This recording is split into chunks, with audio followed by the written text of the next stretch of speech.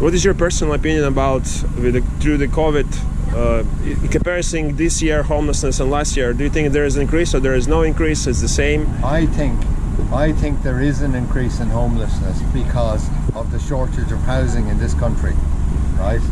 And we normally get 2 or 3 homeless people who come here, and we don't give out food. We give out tea, coffee, and biscuits, right? Because we can't give out food. You don't have a license for the food. We don't have a license for giving out food, you know. Which is understandable, yeah. But we give them out tea, coffee, and often we do give them assistance. And you know, if people are desperate, we go and we buy them food, you know. But which is very good. We're not here to give out food, and we will point those people to the right services, because we are not a housing service, and we don't have any accommodation, you know, for where we are. You're probably speaking with a lot of people during the last few months. Do you think the suicide rate would be increased and people feel suicidal, depressive?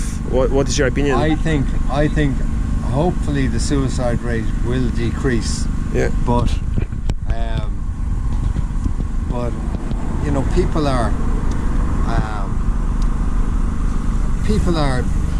just find that, you know, the whole COVID thing made it very difficult for people, you know, and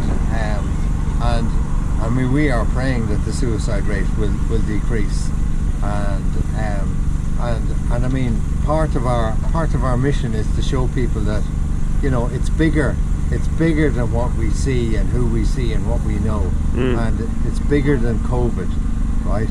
Because we're sharing the good news of a God who created the world, right? And like I said, you know,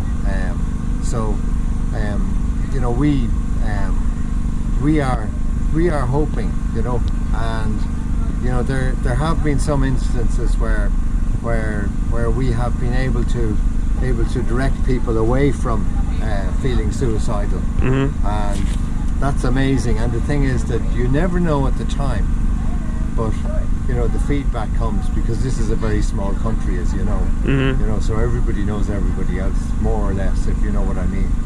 And we do get positive feedback, but you know, and some families have come and asked us to pray that their families would still be together next year, you know, at the horse fair and things like that, you know, and the ploughing as well. People saying, you know, there's no hope, but we, like, you know, our whole reason for being here is there is hope, you know, there is hope, and there is hope in Jesus Christ, and it's not what we say, but it's our experience and what we've been told and what we've been shown.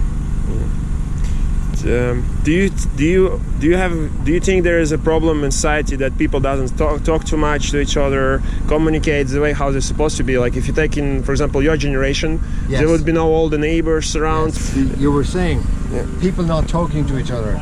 Well, young people, I mean, particularly after COVID, everything went online, right? Yeah. And I was delighted that it showed young people that, you know, because the minute the COVID regulations came down, everybody went out, right? Okay.